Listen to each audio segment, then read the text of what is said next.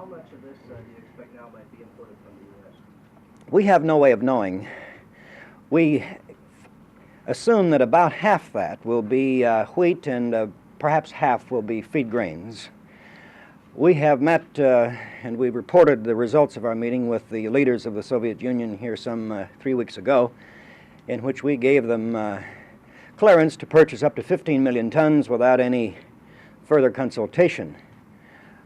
We do not know whether they will come back for authority to buy above that mark or not. They've not requested a meeting, and so the matter is at this point under study as far as we're concerned, and presumably the Soviets are looking at their own needs, and if they decide they need quantities above the 15 million tons, we know, of course, they'll be back to talk with us.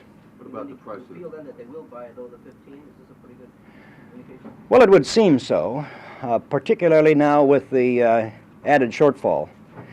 There aren't very many places in the world where they can buy these kinds of quantities outside of the United States. It would seem as though they'll be in our markets to purchase at least up to the 15 million tons, and beyond that, of course, I have no way of knowing. Do you have any idea how much of this 20 to 25 million tons has already been purchased? I mean, you're confident that there will be 15 million tons from here? I'm not that confident yet, but I think it's likely to happen. In that we know that 6 million tons have been purchased, but beyond that, we only can report what, and I read the trade reports in which it is rumored that the Soviets are in the markets buying, but so far we have nothing confirmed. Well, you don't know how much total they bought of this 20 to 25 that your people expect they'll buy worldwide? We do not know. That's correct. 6 million tons out of their agreement?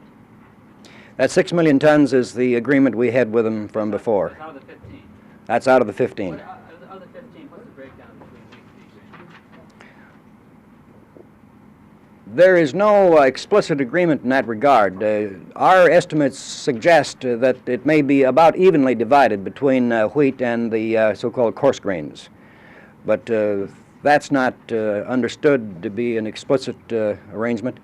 It appears that that would be their needs based on what we know of their shortfall. Mr. Secretary, if in fact they're going to have to now come into the markets and everybody's fully aware of their shortfall? The Soviets have this late October meeting of their top government leaders, and at this occasion they always deal with their economy. The report published today was expected.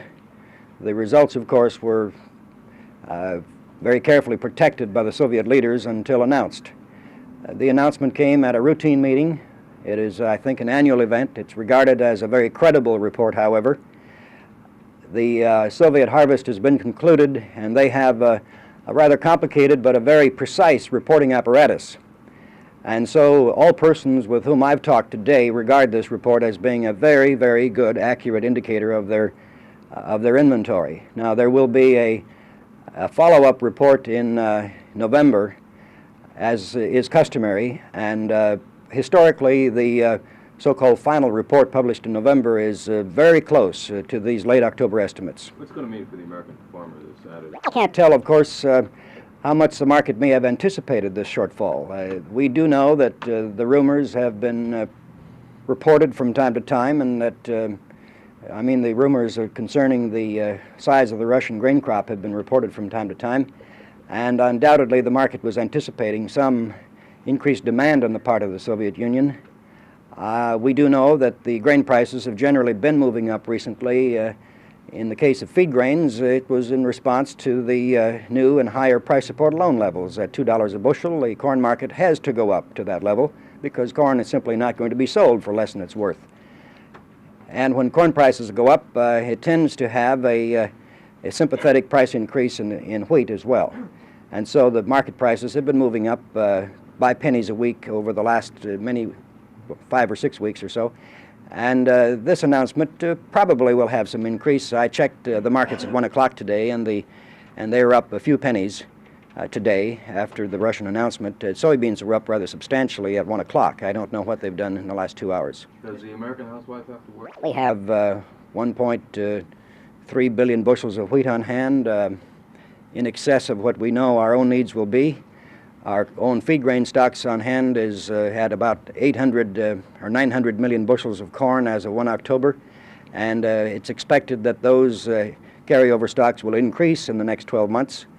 And so we can easily meet whatever Russian demands there may be without any devastating impact to the consumer, but it probably will bring prices up somewhat to the producer. And we welcome that news because grain prices have been below the cost of production. What about the subsidy payment that you're announcing today? Is that going to take some heat off the Carter administration that they've been getting from farmers? This will help, obviously, because it's a significant economic impact, and it's something which helps